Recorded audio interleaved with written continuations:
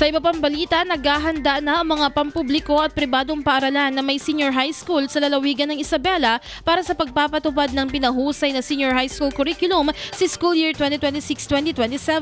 Ayon kay Schools Division Superintendent Rachel Arliana, nagsagawa ang Schools Division Office ng serye ng orientation at technical assistance para sa mga senior high school implementers upang matiyak ang maayos na transisyon sa bagong curriculum.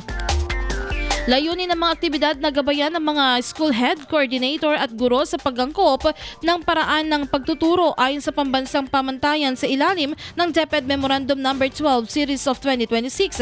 Ayon kay Liana, ang inisyatibong ito ay naglalayong magkaroon ng iisang pag-unawa sa binagong curriculum framework, mapabuti ang paraan ng pagtuturo at higit na maihanda ang mga mag-aaral para sa kolehiyo, trabaho at pagnenegosyo. Sa ilalim ng patakaran, ipatutupad ng lahat ng pampubliko at pribadong senior high school ang pinahusay na curriculum para sa mga papasok na grade 12 o grade 11 simula school year 2026-2027.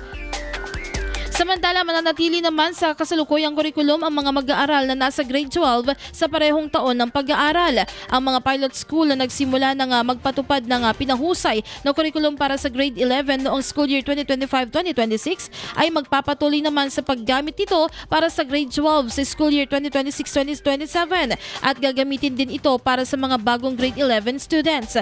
Naka-schedule din ang hiwalay na orientation para sa mga pribadong paaralan na nag-alok ng senior high school upang matiyak na handa rin ang mga ito sa paglipat sa bagong curriculum. Umaasa ang mga opisyal ng edukasyon na sa pamamagitan ng pinahusay na senior high school curriculum ay mas mahuhubog ang mga mag-aaral na may sapat na kaalaman, kasanayan at kahandaan para sa hinaharap.